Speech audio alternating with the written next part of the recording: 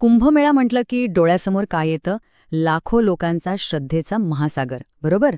पण मग त्यासोबतच येथे प्रचंड गर्दी, हरवण्याची भीती, वाहतुकीची चिंता. पण आता या सगळ्यावर एक मस्त डिजिटल उपाय आलाय, कुंभदूत ॲप. चला तर मग बघूया हे ॲप नेमकं काय आहे आणि ते श्रद्धा आणि तंत्रज्ञानाचा संगम कसं साधतंय. तर सगळ्यात आधी आपण समजून घेऊया या सोहळ्याची भव्यता. याला श्रद्धेचा महासागर असं का म्हणतात? कारण कुंभमेळा म्हणजे फक्त एक धार्मिक कार्यक्रम नाहीये, तो एक अनुभव आहे. एक अथांग महासागर, जिथे प्रत्येक लाट म्हणजे भक्ती आणि श्रद्धेचा एक वेगळाच कल्लोळ असतो. विचार करा, ही कल्पनाच किती अफाट आहे नाही का? श्रद्धेचा महासागर ऐकायला खूप सुंदर वाटतं, पण तितकंच आव्हानात्मक आहे. जिथे नजर जाईल ना, तिथे फक्त माणसंच माणसं. सगळे त्या एका श्रद्धेच्या प्रवाहात अक्षरशः वाहून गेलेले दिसतात. आणि आपण इथे काही हजार लोकांबद्दल बोलत नाहीये. ही गर्दी आहे लाखोंची. हो, लाखो लोक एकाच वेळी, एकाच ठिकाणी त्या पवित्र संगमात सहभागी होण्यासाठी जमतात. आणि साहजिकच एवढी प्रचंड गर्दी जमली की मग प्रशासनासमोर एक मोठं आव्हान उभं राहतं. आता बोलूया याच आव्हानाबद्दल.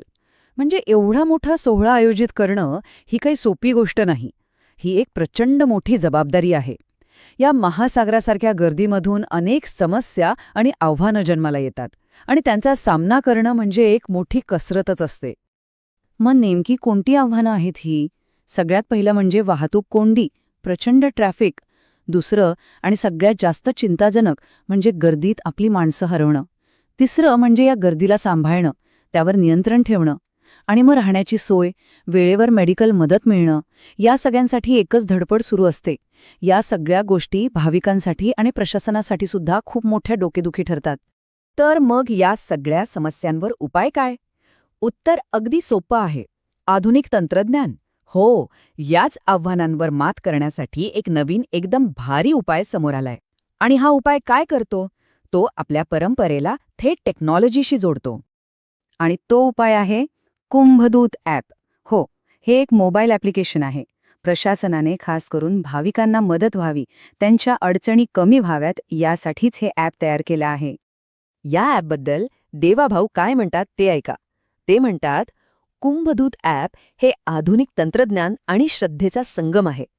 किती सुंदर वाक्य, नाही का? एका वाक्यात या ॲपचं सगळं सार सांगितलंय.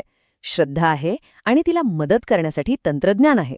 ओके, तर मग आता या ॲपच्या आत डोकावून पाहूया. म्हणजे यात नेमकं असं काय आहे? हे ॲप भाविकांना प्रत्यक्षात मदत कसं करतं आणि कोणत्या फीचर्समुळे हा कुंभमेळ्याचा प्रवास सोपा आणि सगळ्यात महत्त्वाचं म्हणजे सुरक्षित होतो. आता बघा याची मुख्य वैशिष्ट्य. सगळ्यात पहिलं म्हणजे लाईव्ह लोकेशन आणि मॅप्स. म्हणजे आता गर्दीत हरवण्याची भीती जवळपास संपलीच. दुसरं, रिअल टाईम ट्रॅफिक अपडेट्स. कुठे गर्दी आहे, कुठे रस्ता मोकळा आहे, हे सगळं कळणार. तिसरं, इमर्जन्सी कॉन्टॅक्ट्स. म्हणजे काही अडचण आल्यास मदतीसाठी फक्त एक क्लिक पुरेसं आहे. आणि हो, सगळ्यात महत्त्वाचं, आठवते आपण हरवलेल्या लोकांबद्दल बोललो होतो? त्यासाठीचे खास लॉस्ट अँड फाउंड विभाग आहे. म्हणजे थेट समस्येवर थेट उपाय. थांबा थांबा, इतकंच नाहीये. याशिवाय पण खूप काही आहे. जसे की कोणत्या घाटावर किती गर्दी आहे याची माहिती, जवळचं मेडिकल सेंटर कुठे आहे, प्रशासनाकडून काही महत्त्वाच्या सूचना आल्या असतील तर त्याचे अलर्ट्स, हे सगळं काही एकाच ॲपमध्ये. यामुळे प्रवास अजूनच सोपा आणि सुरक्षित होतो. तर आता ह्या सगळ्याकडे थोडं मोठ्या दृष्टिकोनातून पाहूया. हा फक्त एक ॲप बनवण्याचा विषय नाहीये. याच्यामागे एक खूप मोठा विचार आहे.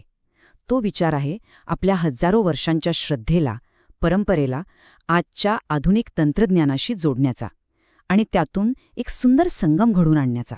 आणि मला वाटतं हे डिजिटल इंडिया मोहिमेच्या दिशेने उचललेलं एक खूप महत्त्वाचं पाऊल आहे. टेक्नॉलॉजीचा वापर फक्त मनोरंजनासाठी नाही, तर तो लाखो लोकांचं आयुष्य सोपं करण्यासाठी कसा होऊ शकतो याचं हे एक उत्तम उदाहरण आहे.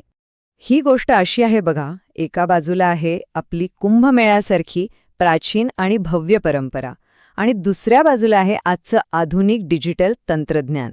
आणि या दोघांच्या मध्ये पूल म्हणून काम करते हे कुंभदूत ॲप, जे आपल्या परंपरेला अधिक मजबूत आणि सुरक्षित बनवते. आणि जाता जाता एक प्रश्न आपल्या सर्वांसाठी, की हे तंत्रज्ञान आपल्या प्राचीन परंपरांना अधिक समृद्ध आणि सुरक्षित बनवण्यासाठी अजून काय काय करू शकतं?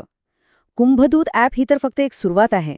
जरा विचार करा की भविष्यात टेक्नॉलॉजी आपल्या अशा अनेक परंपरांना आणखी किती बदलू शकते.